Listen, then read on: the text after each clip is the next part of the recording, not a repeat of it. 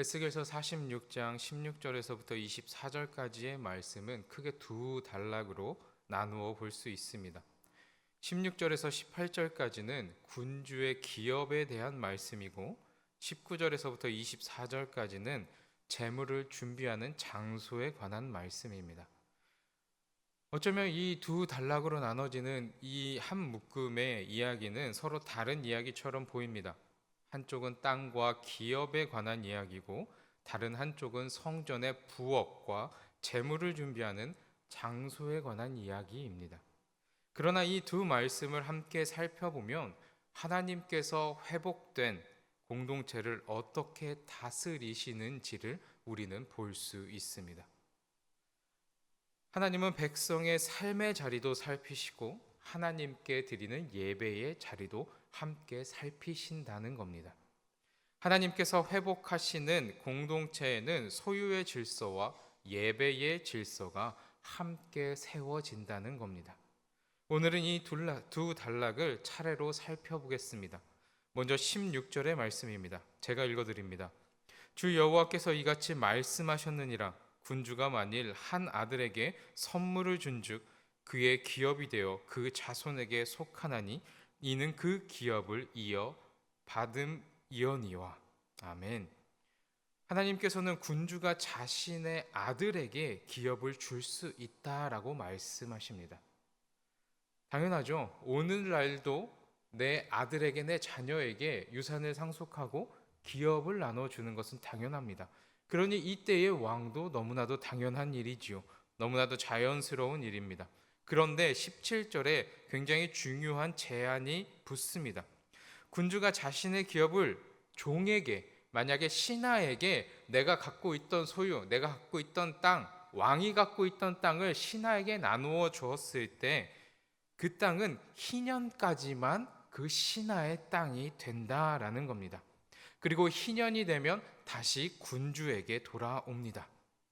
이거는 왕에게, 군주에게만 해당되는 게 아니라요. 레위기 25장을 보면 하나님께서 희년을 제일 처음 말씀하시죠. 여러분, 희년이 뭡니까? 안식년과 함께 말씀하시는 이 희년은 레위기서 25장 8절의 말씀을 보면 이렇습니다. 너는 7 안식년을 계수할지니 이는 7년이 7번인즉 안식년 7번 동안 곧 49년이라. 즉 7년에 한 번씩 돌아오는 안식년이 7번이 지나고 마지막 50년째 되는 날이 희년입니다. 그러면 여러분이 아시는 것처럼 희년에 뭐 해야 돼요? 사고 팔았던 땅을 원주인에게 다시 돌아가는 거예요. 그렇다면 그 땅의 원주인은 어떻게 정합니까? 12지파가요.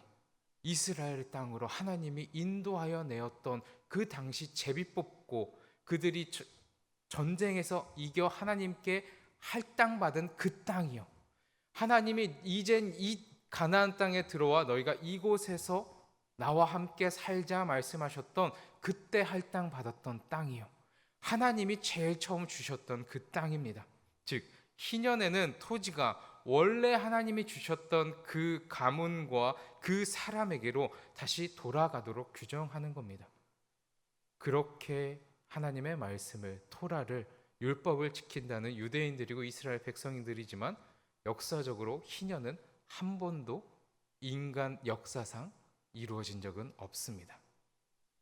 되게 아이러니한 이야기죠.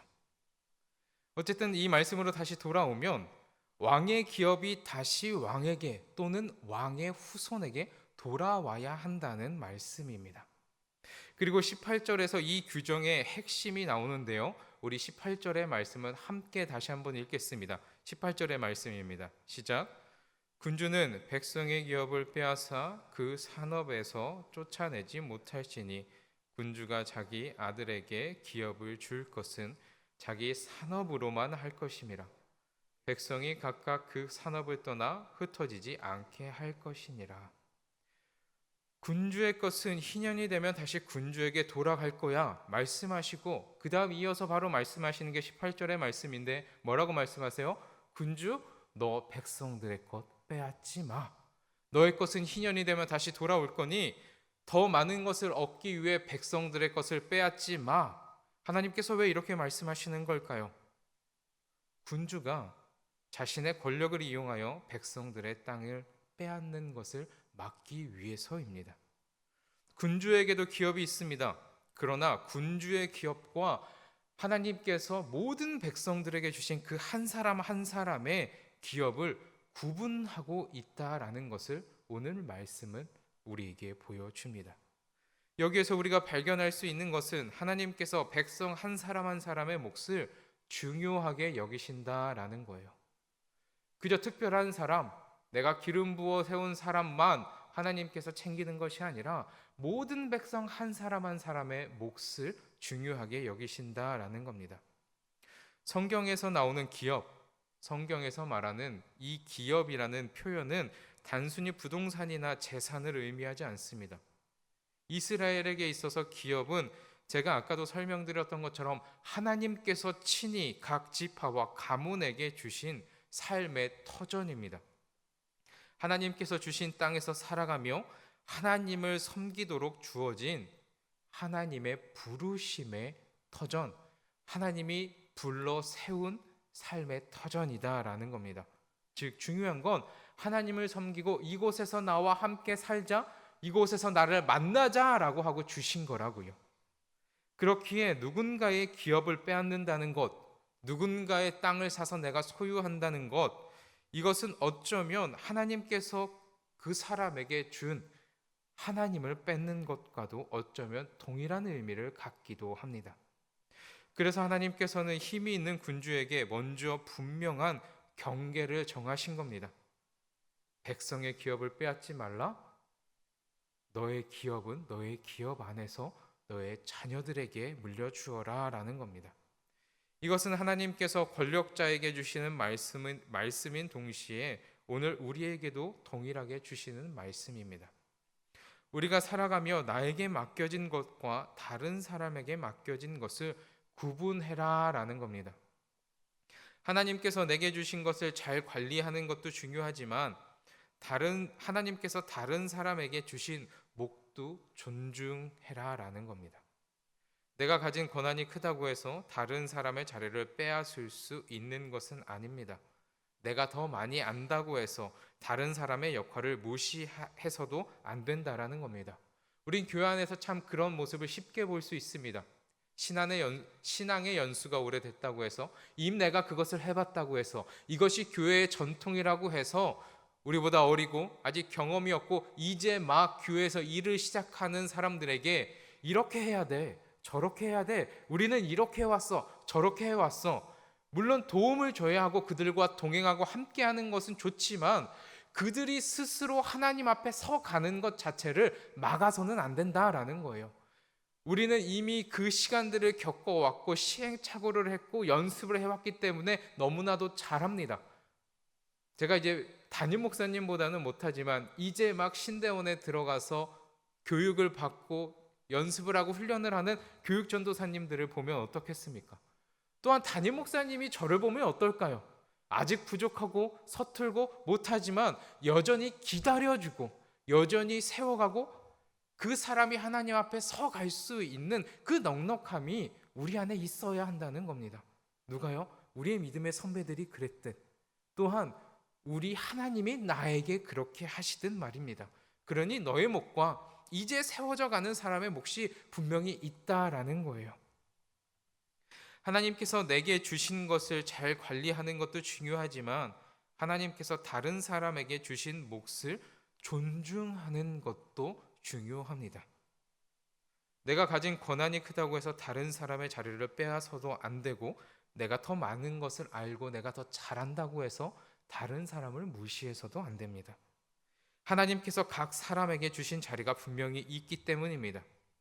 우리 모두는 빼앗는 사람이 아니라 다른 사람의 것을 지켜주는 사람이어야 합니다. 군주가 백성의 것을 빼앗는 것이 아닌 백성이 자기 기업에서 흩어지지 않도록 군주는 그 울타리가 되어주고 그들을 지켜주는 사람이 돼야 하는 것과 같이 말입니다.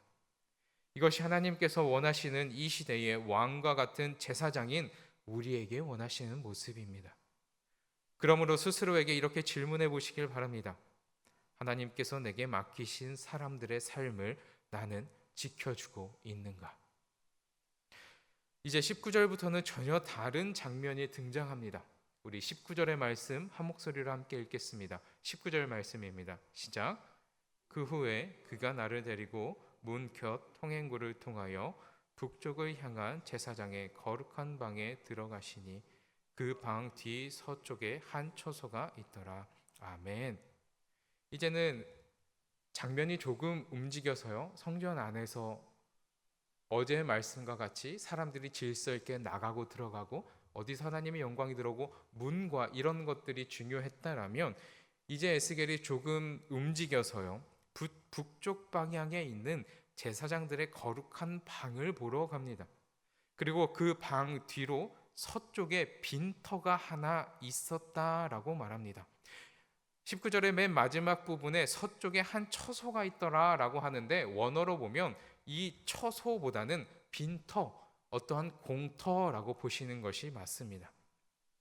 그렇게 빈터, 서쪽으로 있는 빈터 하나를 보고 20절의 말씀을 보면 그 빈터, 그 처소가 제사장이 속건제와 속죄제 제물을 삼고 소제물, 즉 곡식으로 하나님께 드리는 제사의 제물을 굽는 공간임을 말씀은 우리에게 알려줍니다.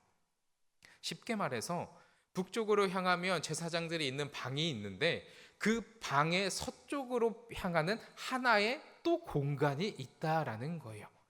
그리고 그 공간은 제사장이 하나님께 드릴 제물을 굽고 삶는 곳, 즉 조금 쉽게 말하면 제사장들의 부엌으로 보면 됩니다. 그리고 21절 이후를 보면 바깥들, 지금 여러분 잘 머릿속으로 상상해 보셔야 됩니다. 큰 벽이 있고요. 그리고 그 안에 또 하나의 벽이 있고 그 안에 성전이 있는 겁니다. 성전을 감싸고 있는 작은 안뜰과 벽이 있고 그 안뜰을 넘어선 바깥들과 그리고 또 그 성전에 큰 벽이 있는 겁니다. 그러면 그 성전의 큰 벽에 네 귀퉁이에 또 돌담이 쳐져 있고 공간이 있는데 이곳에도 동일하게 이제 무언가를 삶을 수 있는 냄비가 걸려 있다라는 겁니다. 그래서 24절에서는 그 공간을 성전에서 수종드는 자가 백성의 재물을 여기서 삶을 것이니라. 즉 여러분, 성전에서 수종드는 자들은 누구예요? 제사장과는 또 별도로 성전에서 일하는 사람들이 있었잖아요. 누굽니까? 레위인들이요. 즉 이 네 귀퉁이 바깥들에 있는 벽을 경계로 그 네 귀퉁이에 있는 또 별도의 공간, 레위인들이 일반 백성들을 위해 제물을 삼는 공간, 쉽게 말해 제사장들이 사용하는 부엌이 있다면 지금 여기서 말하는 또 하나의 공간은 백성들을 위한, 백성들이 하나님께 제사 드릴 때 나온 제물들을 삼는 공간입니다. 다시 말해 성전 전체를 놓고 본다면 안뜰에 있는 제사장의 부엌과 바깥뜰에 있는 백성들의 부엌으로 나뉘고 있다라는 겁니다. 만약에 지금 이 시간이 수요 예배나 찬양 예배나 주일 예배라면 PPT로 제가 그림 한번 보여드렸으면 쉬웠을 이야기인데 새벽 기도라서 그림을 보여드릴 수 없어서 이렇게 구구절절 설명하고 있는 겁니다. 그렇다면 왜 그냥 하나의 부엌에서 크게, 어차피 하나님의 제단에서 불태워질 것은 똑같은 제물인데 왜 두 부엌을 두어서 나누고 있는 것일까요? 20절 말씀에 따르면 그 이유는 거룩한 제물이 일반적인 공간으로 함부로 옮겨지면서, 즉 다시 말해 제사장이 거룩하게 준비해 어떠한 부정한 것도 타지 않아야 할 온전히 하나님께 드려질 이 제사장이 준비하는 거룩한 제물이 일반적인 공간으로 함부로 옮겨지면서 백성을 의도하지 않게 거룩하게 만드는 일이 없도록 하기 위해서입니다. 여기서 우리는 구약에서 말하는 거룩함을 이해할 필요가 있습니다. 여러분들 이미 다 아시는 것처럼 거룩함은 단순히 좋은 것이나 깨끗한 것을 의미하는 것이 아닙니다. 뭐예요? 거룩함은 하나님 앞에 구별되는 거죠. 하나님 앞에 부정한 것, 하나님이 보시기에 거룩한 것으로 구별되는 겁니다. 하나님께 속하여 지는 것입니다. 특별히 속죄제와 속건제와 같은 제물은 하나님께 드려지는 거룩한 겁니다. 따라서 그것을 어떻게 다루는지도 하나님께서 정하신 질서를 따라야 했습니다. 그래서 제사장들이 제물을 준비하는 장소와 백성의 제물을 준비하는 장소를 구분하신 겁니다. 여기서 우리는 하나님께서 예배의 본질을 가볍게 여기지 않으신다라는 사실을 발견할 수 있습니다. 그냥 할 수 있는 대로 대충 어차피 그냥 예배만 드리면 되지, 제사만 드리면 되지, 어차피 하나님의 제단에서 똑같이 불살라져서 연기로 없어질 제물들인데 뭐가 그렇게 중요합니까? 그냥 잡아 삶아 하나님께 드리면 되지 라고 말할 수 있지만 하나님은 그렇지 않다라는 거예요. 우리는 예배에 익숙합니다. 교회에 오고 찬송하고 기도하고 말씀을 듣습니다. 그러나 하나님께서는 예배를 단순히 종교 행사가 아니라 하나님께 드려지는 거룩한 행위로 보십니다. 그렇게 예배에는 분명 질서가 필요합니다. 질서란 형식만 잘 지키면 된다라는 의미가 아닙니다. 오히려 하나님께서 정하신 질서는 하나님의 거룩하심을 인정하는 태도에서 출발해야 합니다. 19절부터 24절의 말씀은 우리에게 하나님께서 거룩한 것과 일반적인 것을 구별하신다라는 사실을 분명히 가르쳐 줍니다. 동시에 중요한 것은 하나님께서 이 거룩한 제물을 준비하는 장소까지도 세밀하게 마련하셨다라는 사실입니다. 하나님께서는 성전에서 드려지는 제사뿐만 아니라 그 제사가 어떻게 준비되어져야 하는 과정까지도 살피셨다라는 겁니다. 우리의 예배도 그래야 한다는 거예요. 우리가 보기에 작은 일처럼 보이는 것도 하나님께는 중요하다라는 겁니다. 사람들에게 보이는 제단만 중요한 것이 아니라 보이지 않는 곳에서 그 제물이 어떠한 방식으로 하나님이 원하시는 모습으로 준비되어지는지도 중요하다라는 거예요. 이것은 오늘 우리의 신앙에도 의미가 있습니다. 우리는 예배의 결과만 몇 명이 모이는지 내가 은혜를 받았는지 이것만 중요하게 생각할 때가 있습니다. 그러나 하나님께서는 우리의 예배가 어떻게 준비되어지는지도 보신다라는 겁니다. 우리의 마음도 보십니다. 보이지 않는 곳에서 이루어지는 섬김과 준비의 마음도 분명히 중요합니다.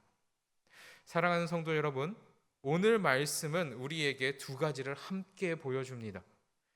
하나님께서는 백성의 기업을 지키시는 하나님이시며 동시에 하나님의 거룩한 것을 지키시는 하나님이십니다. 즉 우리의 것을 지켜주시지만 또한 하나님의 것도 거룩하게 지키시는 하나님이다라는 거예요.